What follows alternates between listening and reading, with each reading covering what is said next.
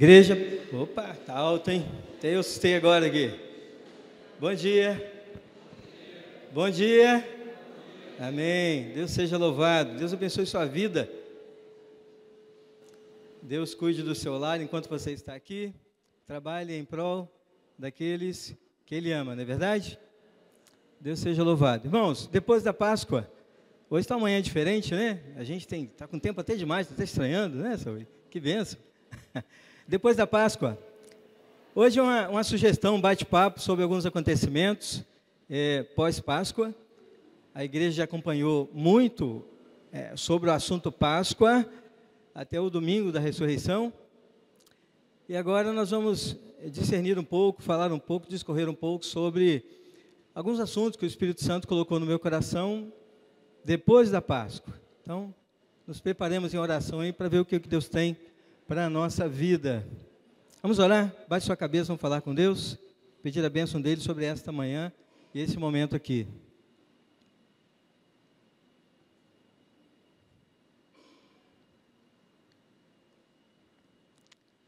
Deus querido, Deus de amor e misericórdia e bondade, estamos na Tua presença agora, nessa escola bíblica dominical, com o coração aberto para ser receptivo às coisas concernentes ao reino dos céus. Que o Senhor nos abençoe, esteja conosco, Teu Espírito Santo, ó Pai, possa completar no nosso coração a palavra que vier a faltar falada, mas que o Senhor esteja acrescentando aquilo que fará falta para o nosso coração, para que a gente consiga ter uma vida de comunhão com o Senhor, e entendimento também. Obrigado pela sabedoria que o Senhor nos tem dado, pelo conhecimento que o Senhor nos tem dado, e eu peço ao Senhor que nesta manhã esteja conosco mais uma vez. Eu oro abençoando a vida de cada irmão aqui presente, aqueles também que ao longo da transmissão irão nos ouvir, e que seja tudo para a honra e glória do nome do Senhor, em nome de Jesus. Amém, Pai. Amém? Nosso texto dessa manhã é um texto inicial, não vamos ficar nele, mas tinha que ter um texto, né? Então, Atos 1, versículo 3. Os irmãos vão nos ajudar ali. Atos 1, versículo 3. Qual é o assunto desta manhã? Depois da Páscoa. Atos 1, versículo 3. Vamos ler todos juntos? A estes também, depois de ter padecido, se apresentou vivo com muitas provas incontestáveis, aparecendo-lhes durante 40 dias e falando das coisas concernentes ao reino de Deus. Jesus apareceu, depois de ressuscitado, e apresentando provas, o texto diz que, há um termo interessante, incontestáveis. Provas cabais, provas concretas do que ele passou, e ali ele estava vivo para nos abençoar. Amém? Abençoar a todos quantos creem na sua ressurreição. E quais acontecimentos, irmãos e irmãs, que poderiam ser fundamentais para que a gente consiga ter um raciocínio muito bom? Quais acontecimentos, depois da Páscoa, foram importantes para a vida daqueles que criam, daqueles que esperavam a vinda, a volta do Senhor Jesus pós-ressurreição? Desde que Jesus começou sua caminhada, isso é importante a gente saber, ele sempre frisou, falou para os discípulos que ele iria passar pelo que passou. Morte de cruz, ia ser perseguido. Vocês lembram disso? Vamos ler lá, Mateus 16, 21. Só para lembrar aí na cabeça de todos nós. Mateus 16, 21.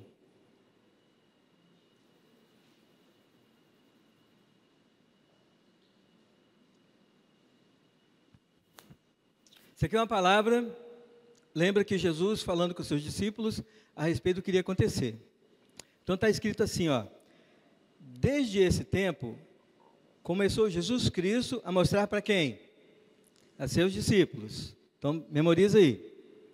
Que lhes era necessário seguir para Jerusalém e sofrer muitas coisas dos anciãos, dos principais sacerdotes e dos escribas, ser morto e ressuscitado no terceiro dia. Então, eles estavam cientes de que Jesus Cristo ia passar por tudo que passou, tá certo? Jesus falou com eles. Lá em Mateus 24, versículo 6. Mateus 24, 6.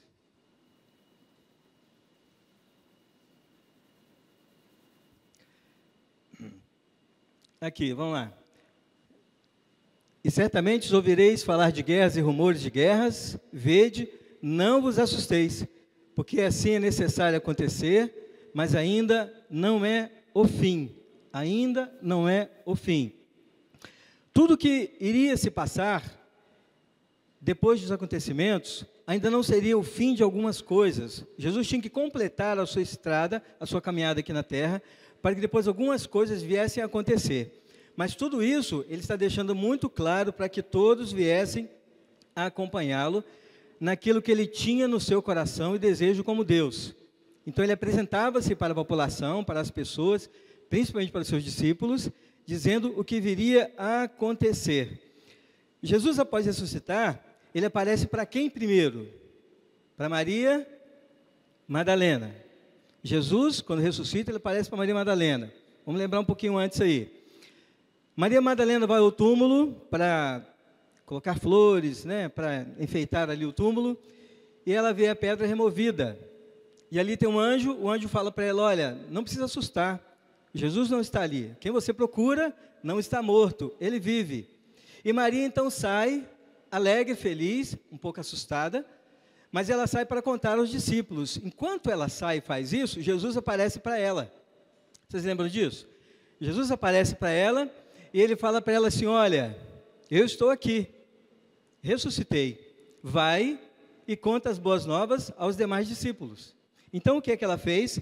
Ela saiu apressadamente e foi lá se encontrar com os discípulos. Mateus 28, versículo 10.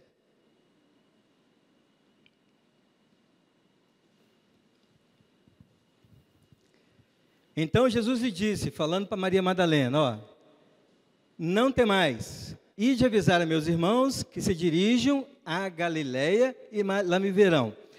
Jesus primeiro fala com ela, ó, não tenha medo, não temais.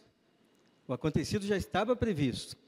Agora, avisa aos meus irmãos para se encontrarem comigo lá na Galileia. E então Jesus sai da presença de Maria Madalena e ela vai então de encontro aos discípulos. O ponto de encontro era onde? Galileia. Jesus fala para Maria Madalena, para falar para os discípulos, o encontrarem na Galileia. E assim acontece. Um período de tempo depois, eles se encontram na Galileia. Olha só. Mateus 28, versículo 11. Mateus 28, versículo 11. Quando Jesus chega na Galileia, os discípulos, eles estão dentro de um lugar, acuados, a portas fechadas. Eles estão muito quietinhos. Já tinham um encontro marcado com Jesus, não é verdade? Só que eles estavam acuados, bem quietinhos ali. Então, olha só.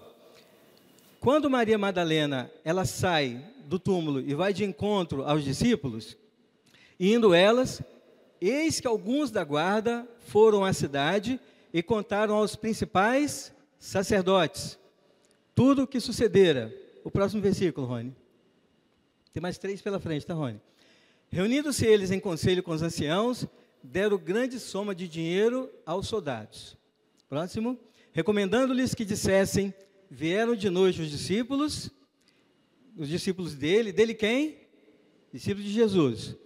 E o roubaram enquanto dormíamos. O último aí. Caso isso chegue ao conhecimento do governador, nós o persuadiremos e vos poremos em segurança. Depois da Páscoa, Maria Madalena vai de encontro aos discípulos, e enquanto isso, a guarda está armando contra também. E olha que interessante, quando isso acontece, não era previsto que Jesus fosse ressuscitar. Quem estava ciente da ressuscitação de Jesus eram aqueles que estavam com ele. Lembra disso? Eram os discípulos. Jesus havia avisado aos seus discípulos que ele iria ressuscitar. A população, de forma geral, que queriam a crucificação de Cristo, não estava sabendo, ou se soubesse, não deram ideia àquilo. Então, o que era estranho, na verdade, para aquele momento, era que alguém ressuscitasse. E principalmente Cristo Jesus, que era alguém que estava, para os judeus, causando atordoações na população, na cidade.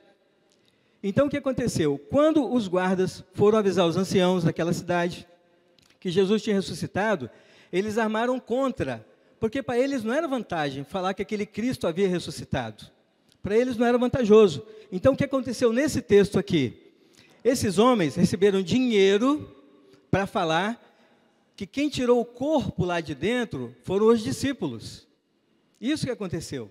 Uma maldade no coração do ímpio, culpando os discípulos. É por isso que os discípulos estavam dentro de um local, acuados, trancados, esperando por Jesus. Eles não estavam felizes, alegres, saltitantes ali, de portas abertas, louvando. Eles estavam quietinhos, acuados, porque eles foram considerados ladrões. E isso há quanto tempo, irmãos? Depois da morte de Jesus, isso foi no próprio domingo. Assim que Jesus ressuscitou pela madrugada, no sábado para domingo, logo no domingo de manhã, isso tudo aconteceu no mesmo dia. Então, Jesus foi ao encontro deles no mesmo dia. Por isso que eles estavam acuados, foram tomados por ladrões. Depois, esse aí, muito bom. Então, olha só, olha a tamanha maldade do coração do homem. Por que não? Por que não falar que Cristo havia ressuscitado?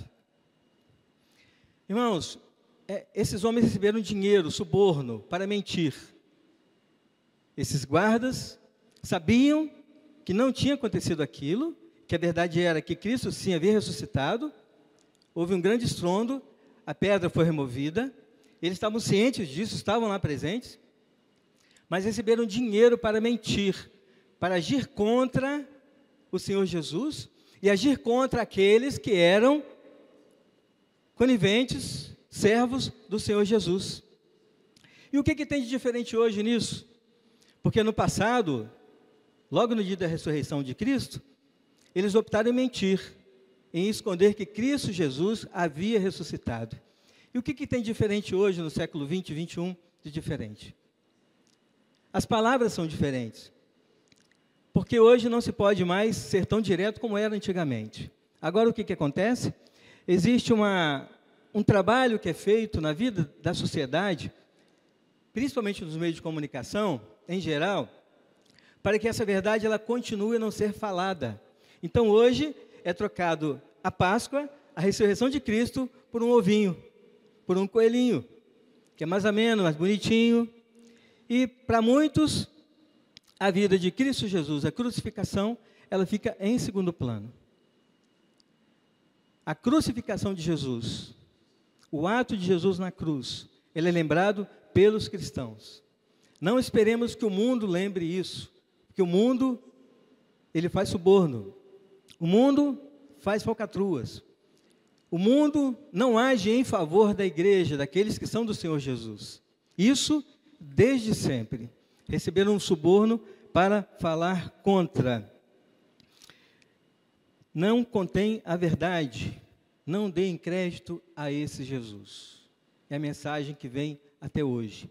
E a igreja fica em contrapartida, perseverando, unânimes em oração, proclamando as boas novas de vida do Senhor Jesus. Sempre tem esse paralelo e sempre vai existir esse confronto. Não esperemos uma amizade profunda com as coisas que não são relacionadas ao reino de Deus. E a Bíblia fala muito bem sobre isso. Não há acordo entre aqueles que não têm a mesma linhagem. Os casamentos no passado eram recomendados fazer de mesma linhagem. Sociedades, fazer de mesma linhagem, mesmo pensamento. Desde sempre foi assim, irmãos e irmãs.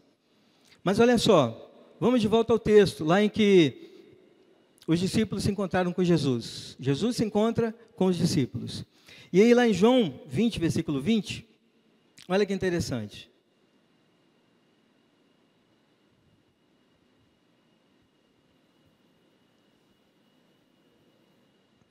E dizendo isso, lhe mostrou as mãos de lado, e o lado, né? Alegraram-se, portanto, os discípulos ao verem o Senhor. Nesse momento, nós estamos sabendo que os discípulos ficaram alegres por terem visto o Senhor. E olha só, Mateus 28, versículo 17.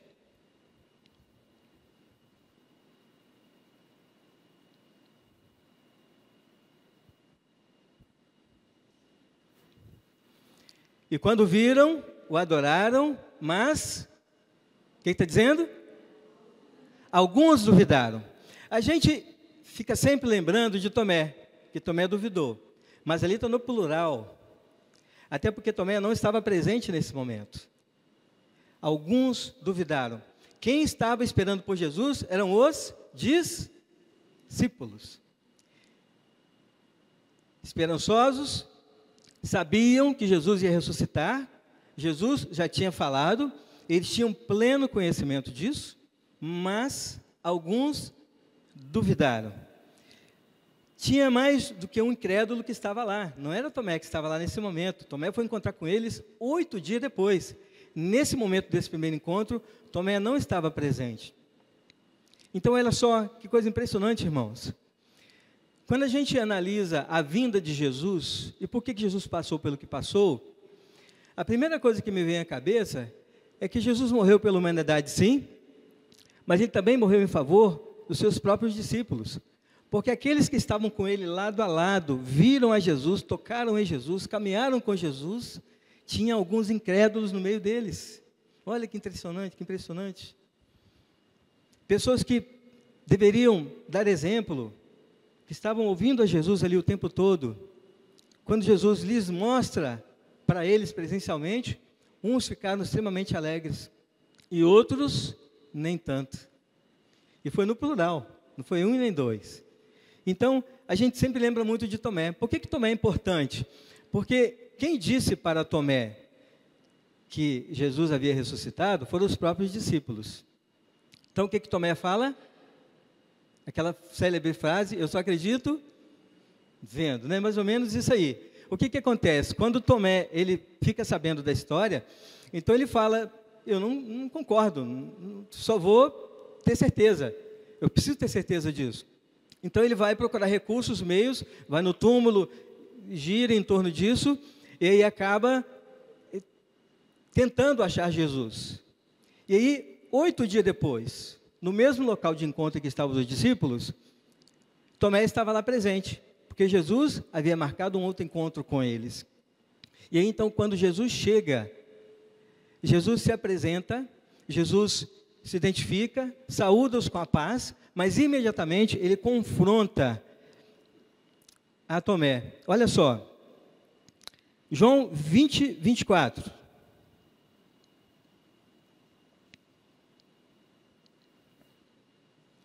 Ora, Tomé, um dos 12, chamado Dídimo, não estava com eles quando veio Jesus. É só para confirmar minha fala, biblicamente.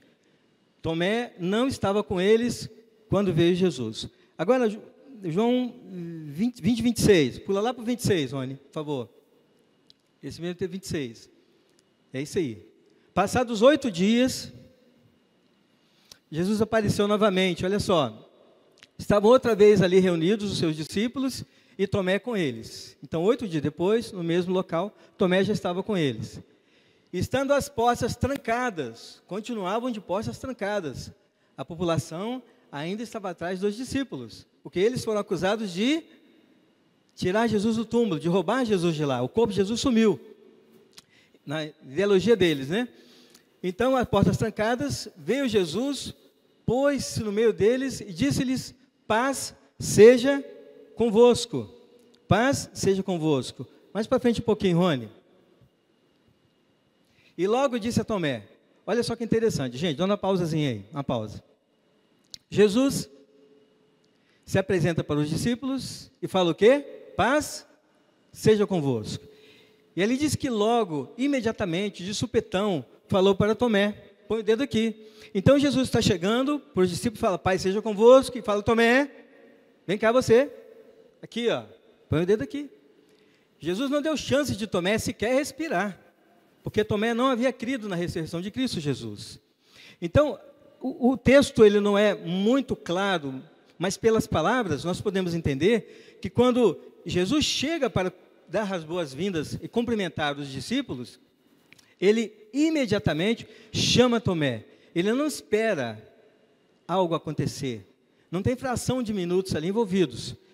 Ele faz com que Tomé tome um susto muito grande e se dirija a ele. Tomé, vem cá. Você não queria ver aqui a marca nas mãos?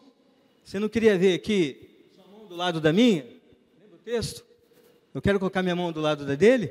Você não quer me apalpar? Vem cá e faça isso agora. E o texto diz, irmãos, pode continuar dizendo.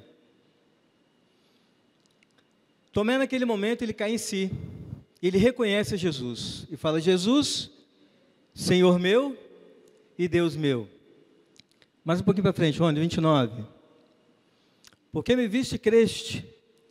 Bem-aventurados os que não viram e creram. Bem-aventurados os que não viram e creram. Irmãos, Jesus ele questiona Tomé: por que você me viste e creu? Mas são bem-aventurados aqueles que não me viram e creram. Esse texto, ele fala de todos nós. Você estava na crucificação de Cristo? Você estava lá? Há 2000 anos atrás? Você estava presente lá? Você estava presente na ressurreição de Cristo? Você viu a pedra removida? Você estava presente na história? Você não estava. Eu não estava. Através da história, bem-aventurados os que não viram e creram.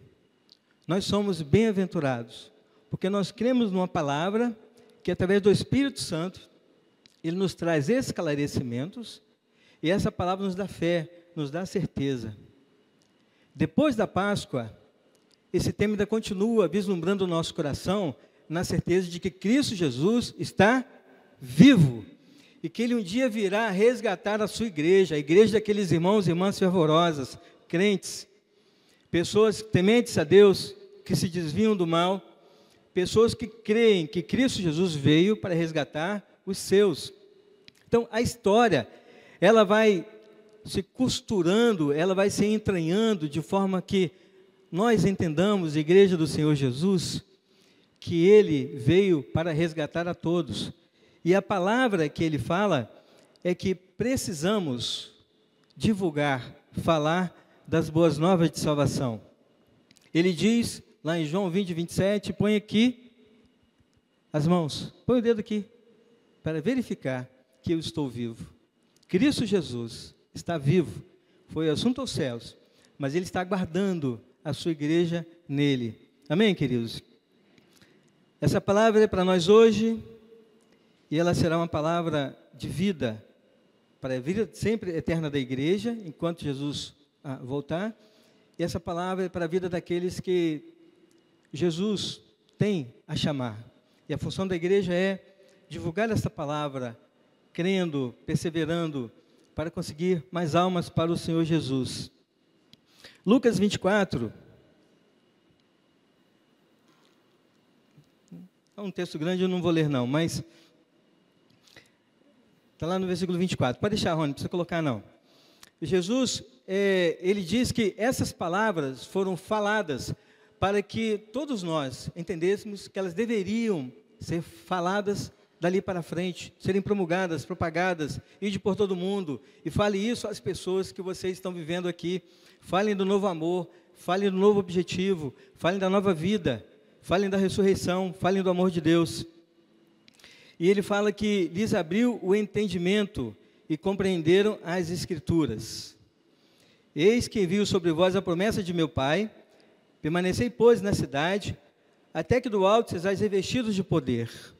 A partir do momento que Jesus está ali com eles, reunidos, Jesus fala com eles: permanecei na cidade, para que depois sejais revestidos de poder. Jesus fica 40 dias com os discípulos, irmãos e irmãs, e com aquelas pessoas que estavam ali, entre eles mulheres também, parte da população, atentos, ouvindo o que Jesus tinha para ensinar. Ficaram 40 dias ali, ouvindo a palavra do Senhor Jesus. E Jesus disse para eles: depois vocês ficam na cidade e ficam aguardando, porque algo muito maior vai acontecer, algo espiritual vai acontecer, porque vocês serão abençoados e batizados com o Espírito Santo de Deus. Atos 1, versículo 3. Vamos ler lá, por favor, de novo.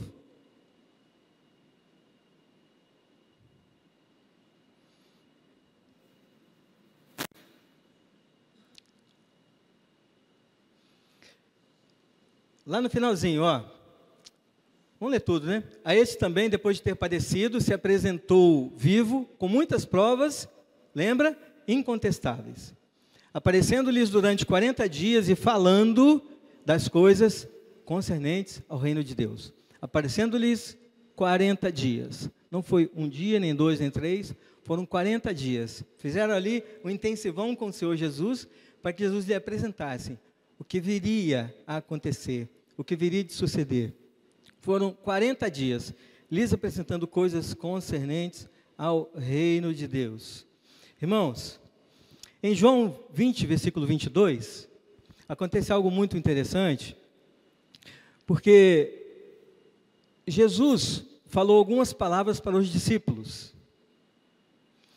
E ali o texto diz que, havendo dito isto, soprou sobre eles e disse-lhes: recebei o Espírito Santo.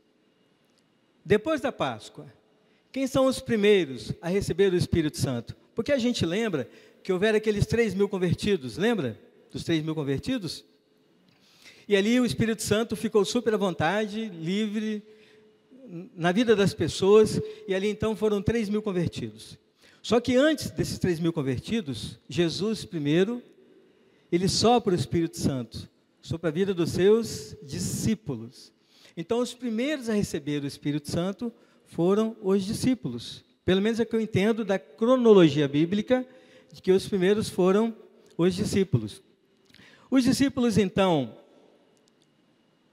com o Espírito Santo, com sabedoria, com entendimento e com vida. A primeira ação notável deles foi liderada por Pedro. Olha só, Atos 2, 14.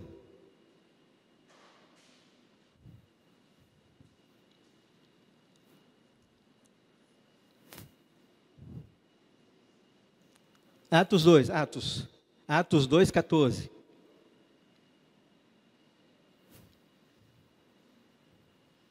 Isso.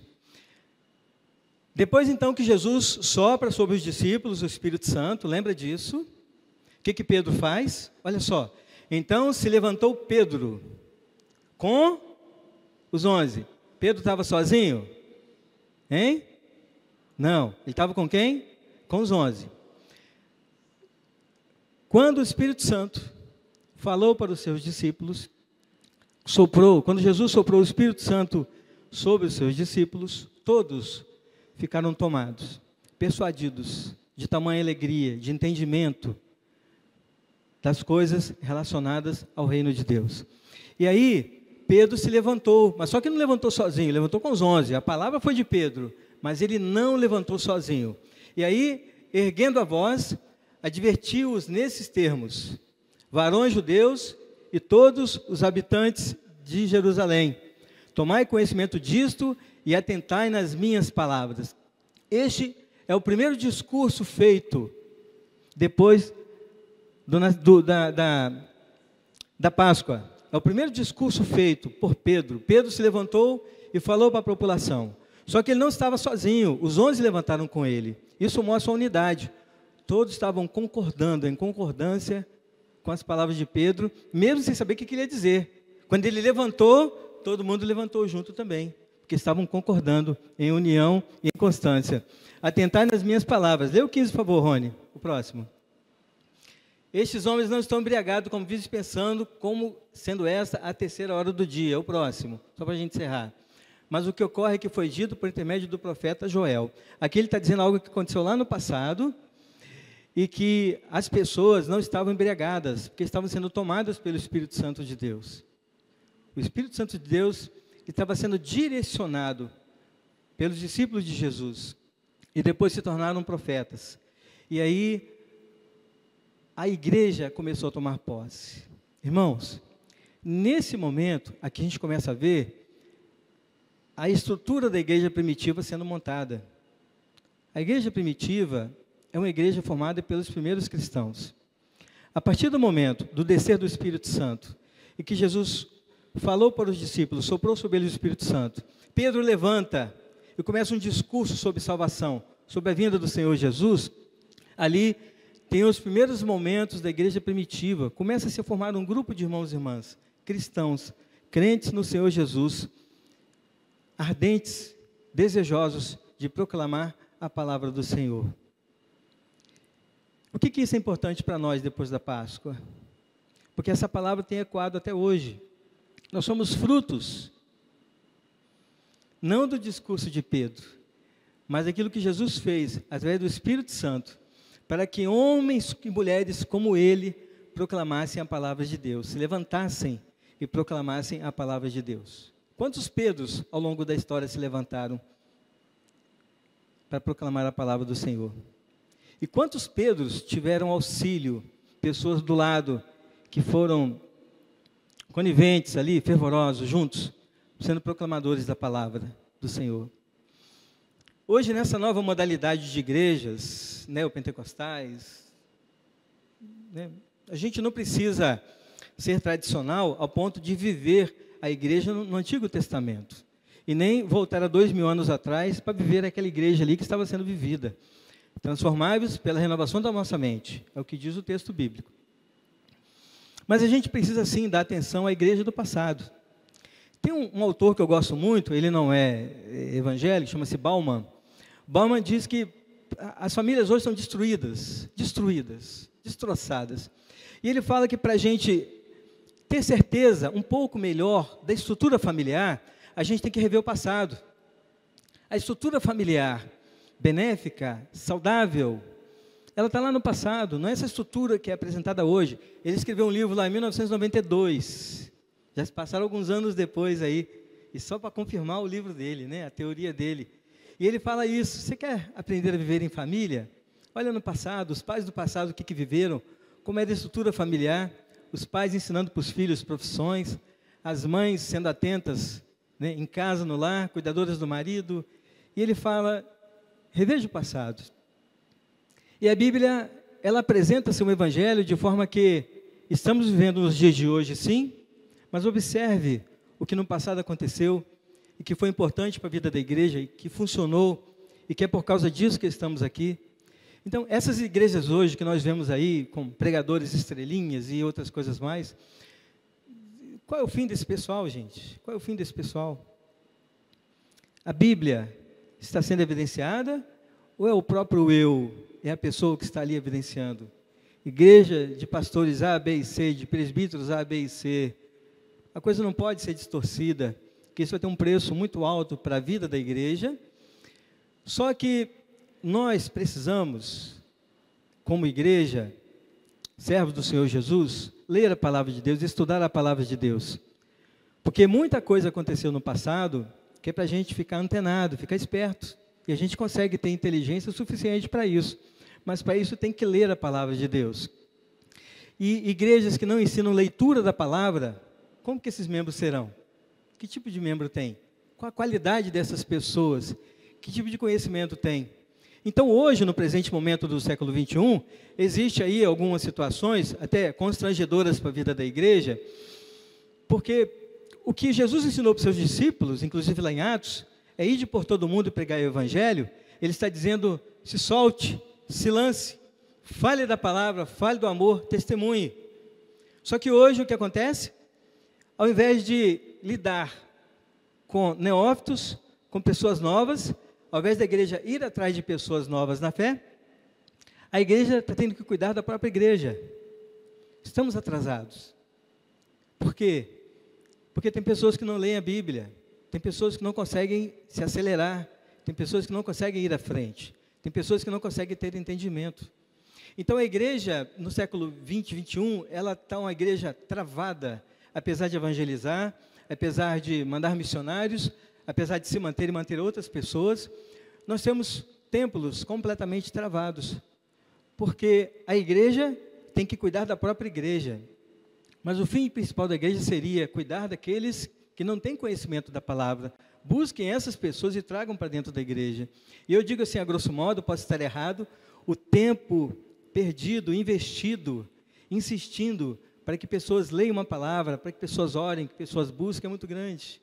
Isso deveria ser no estado automático. Por quê? Porque os discípulos se levantaram unânimes, apoiando o discurso de Pedro. Creram na palavra E eles tiveram velocidade naquilo que eles estavam fazendo. Consegue entender isso?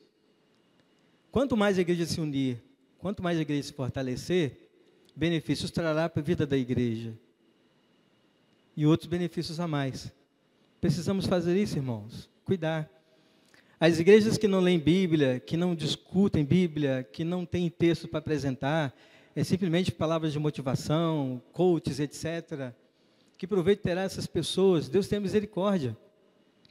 Mas eu creio que Jesus, ele veio salvar todo mundo, porque inclusive ele estava ali pelos seus discípulos, que estavam do lado dele e não creram na vinda do Senhor Jesus. Não estavam esperando, ficaram assustados quando viram o Senhor Jesus. Muitos descreram.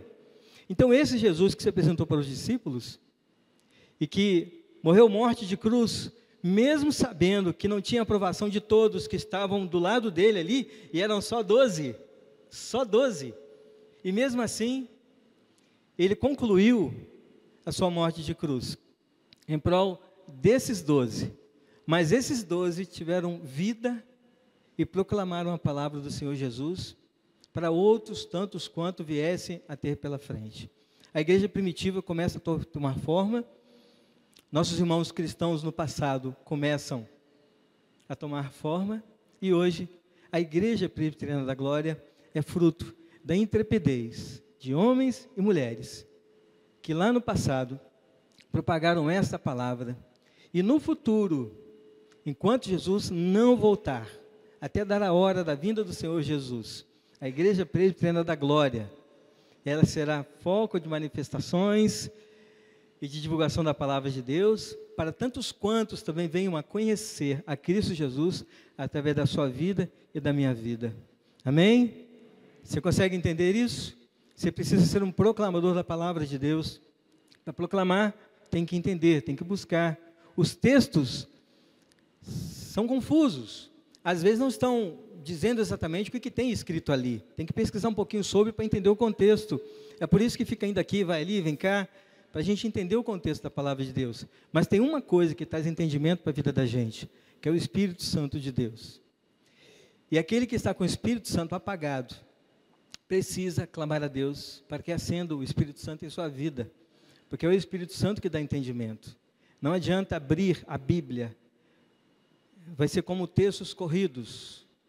Busque orientação ao Espírito Santo de Deus, tenha velocidade, porque a sua busca é uma busca incessante e presente na vida daquele que é consagrado como filho de Deus. Você foi chamado para isso. E quando você é chamado, que o Espírito Santo toca, lá fora outras pessoas verão essa diferença. E aí teremos uma igreja abençoada. Agora lembra disso, quanto tempo é gasto se batendo, insistindo, falando, uma vez, 2 vezes, 5 vezes, para crente ser crente. Entende?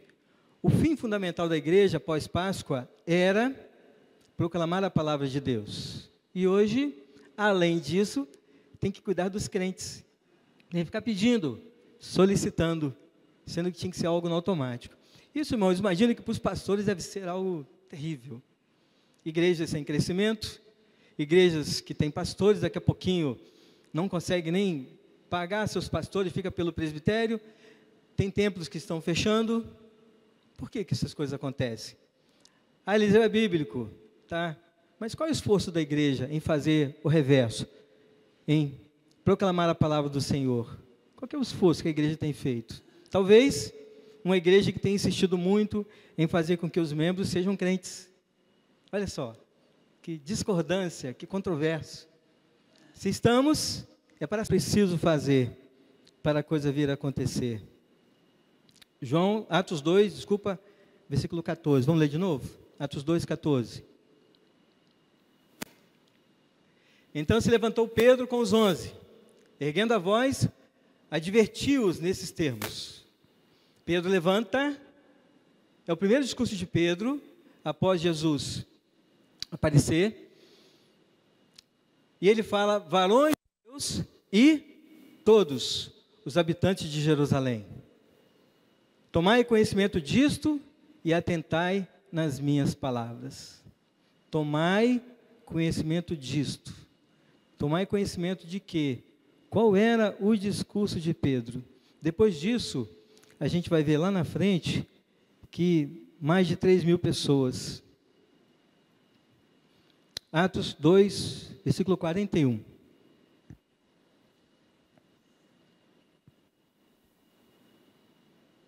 Atos 2, 41. Então, os que lhe aceitaram a palavra foram batizados, havendo um acréscimo, singelo acréscimo, naquele dia, de quase 3.000 pessoas. Irmãos, o Espírito Santo de Deus, o poder está nas mãos dele, o Espírito Santo de Deus. Uma igreja que ora, uma igreja que busca, uma igreja que persevera, uma igreja que dá liberdade ao Espírito Santo. Essa igreja tem efeitos, e efeitos dos mais diversos. Haverá perseguições, gente de todas as formas querendo fraudar a idoneidade da igreja, assim como aconteceu no passado. O dinheiro manda muito, não é verdade? Pessoas que querem entrar na vida da igreja, mas atentai para essas palavras, atentai, porque a vinda do Senhor Jesus está próxima. E a igreja precisa se encontrar saudável. Eu e você precisamos nos encontrar saudável. O que aconteceu depois da Páscoa, irmãos? Estamos no século 21. E olha o comportamento de todos nós, das igrejas, de forma geral. Olha o comportamento das igrejas. Há uns 15, talvez 14 anos atrás, não tenho bem lembrado, teve uma emissora de TV com o seu diretor. Eu já falei isso na igreja, hoje eu não vou falar, né? Mas eu já falei sobre isso aqui. Falei nome, inclusive. Teve uma emissora de TV há uns 14 anos atrás, por aí. O diretor da emissora de TV, que estava impondo uma política ou politicagem de um certo grupo de pessoas. E entrevistaram, isso foi verídico, tá? Entrevistaram essa pessoa e ele falou assim: mas com essa palavra você não alcança o povo cristão. Com essa palavra, politicamente falando, você não alcança o povo de Deus. E ele falou algo assim, que eu não vou lembrar nas entrelinhas, mas deixe que o povo de Deus se atropele. Deixe que o povo de Deus se atropele. Isso ficou na minha mente esse tempo todo, irmãos. Até hoje eu fico lembrando e fico observando o comportamento das igrejas. Como que as pessoas lá fora nos veem? Porque, como eu já disse, a época de política para a gente é um negócio vergonhoso, né? Não conseguimos ter um ajuste nisso aí. E a gente deixou entrar muita coisa do mundo dentro da igreja.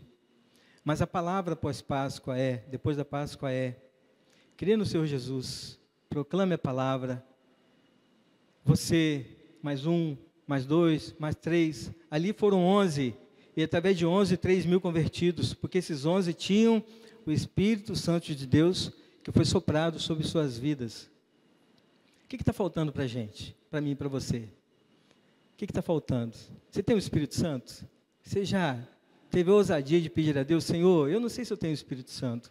Me sinaliza aí, quais são os detalhes na minha vida que provam que eu tenho o Espírito Santo? O que você sente? O que eu sinto que o Espírito Santo está presente na minha vida? Porque é o Espírito Santo que nos dá entendimento. É o Espírito Santo que nos dá liberdade, ousadia, intrepidez, assim como fez com os discípulos. Ora, presta atenção, irmãos. Discípulos temerosos, estavam até duvidando. Quem tinha que equalizar isso era o Espírito, que por eles mesmos não iam. Pela população, com o coração do jeito que não vai. Só vai pelo Espírito Santo de Deus. Eu queria chamar a sua atenção para isso. O que te diz que você tem o Espírito Santo de Deus? Quais são os sinais em você que evidenciam a presença do Espírito Santo de Deus? Você sente o Espírito Santo? Quando você ora, você sente a presença de Deus ali? Você consegue sentir que Deus está falando com você através do Espírito Santo? Não podemos confundir emocionalismo com o Espírito Santo. A gente fica emocionado com alguma música, com alguma palavra, com alguma situação advinda na vida de alguém, a gente fica emocionado, mas o que tem que trazer certeza para o coração da gente é a presença do Espírito Santo de Deus. Este versículo demonstra o resultado imediato da pregação dos 2 discípulos. Os discípulos, quando pregaram, tiveram ousadia em pregar. A conversão foi imediata, de 3.000 pessoas. Por quê? Porque eles pregaram. Se tivessem ficado quietinhos, sem abrir a boca, quantos tinham sido convertidos? Hã? Talvez um ou outro pela presença espiritual ali, mas muitos foram salvos pela ousadia, pela intrepidez, através do Espírito Santo, de propagar a palavra de Deus. E vem aquela pergunta, clichê: quantos você já levou a Cristo? Quantos eu já levei a Cristo? Quantos o Espírito Santo já me incomodou para converter alguém? Porque se o foco da pregação, desde a igreja primitiva, dos primeiros cristãos, era propagar a palavra de Deus para o crescimento do Evangelho, esse crescimento tem que ser contínuo, até hoje. E depende de mim, depende de você. Começaram com 11 discípulos e terminaram com quantos? Hoje o mundo todo é infinidade de pessoas. Uma infinidade. Né? E pode hoje começar com você. Se você ainda não teve essa oportunidade, hoje é um grande dia para que você comece a trabalhar na sua vida a presença do Espírito Santo. Eu conheço muitas pessoas letradas, com conhecimento, que têm um domínio muito grande de situações, de livros, textos relacionados às coisas do mundo, mas nós também precisamos buscar conhecimento, textos, dentro daquilo que nos é proposto na palavra de Deus, irmãos. Você crê nisso, queridos? Só para terminar aqui, Apocalipse 22, versículo 12, tem um versículo profundo para a vida da igreja, marcante.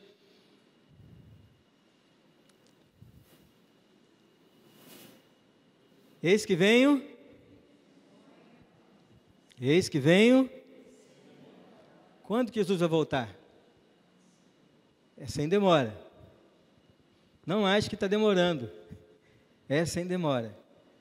E comigo está o galardão que tenho para retribuir a cada um segundo as suas obras. Jesus não vai chegar e falar assim: igreja presbiteriana da glória, vem todo mundo aqui, vamos nos reunir agora aqui. A salvação é individual e pessoal, assim como também a retribuição de tudo que foi feito. Não é retribuição por mérito, irmãos, não merecemos nada, mas é uma retribuição daqueles que creram, daqueles que optaram no seu coração de deixar o Espírito Santo de Deus à vontade na vida. Serão retribuídos, serão retribuídos. É isso que é a função da igreja, trabalhar, não somente em prol dessa retribuição, porque essa retribuição engloba muitas coisas, né? A gente não sabe ali o que Jesus tem para a vida da gente naquele momento ali. Mas o importante é que eu e você saibamos que Jesus vem sem demora. E o que você tem feito individualmente para propagar a palavra de Deus? Já pensou nisso? Hoje é um grande dia para você se decidir. Hoje é um grande dia. E estar na igreja é uma excelente oportunidade para você falar com Deus. Senhor, olha, eu não posso sair daqui da maneira que eu estou, não. Eu tenho que sair de forma diferente. Mas essa diferença tem que continuar na minha vida. O tempo todo, a todo momento. Por isso, eu preciso do Espírito Santo do Senhor, me trazendo conhecimento, sabedoria e intrepidez. Amém, queridos? Amém? Você consegue orar e falar com Deus: Senhor, tenho tido falhas, tenho tido imprevistos, mas eu preciso do teu Espírito Santo sobre a minha vida.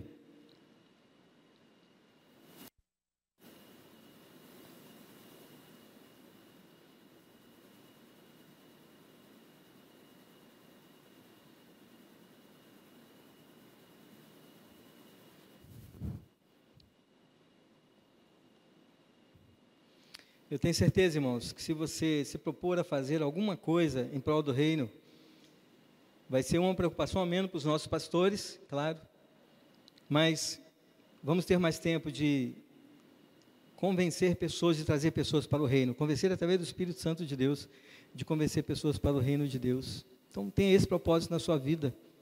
Faça o dia de hoje um momento marcante na sua vida, transformador. A igreja do Senhor, ela vai continuar. Mas que bom que estamos aqui para fazer parte dessa história. Quem chama o pastor Geraldo? Vem cá, pastor. Autoridade que o Senhor lhe deu, como nosso pastor. Bora.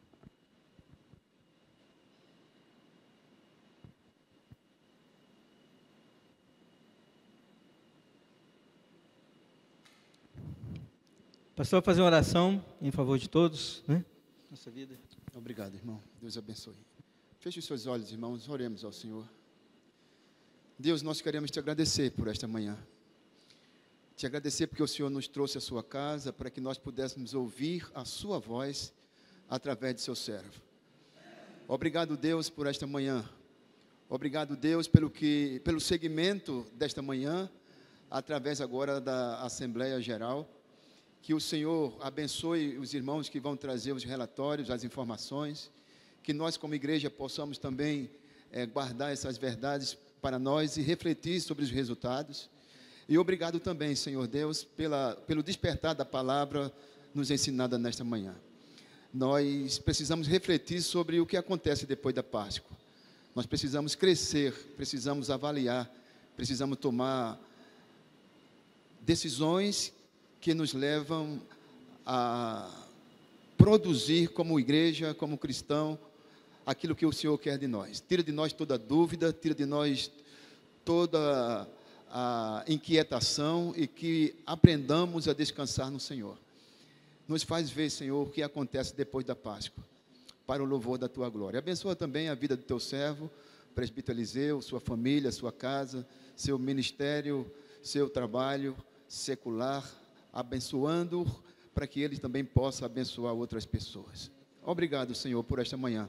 Foi uma manhã muito preciosa. Obrigado, Senhor. Em nome de Jesus. Amém, Senhor. Amém.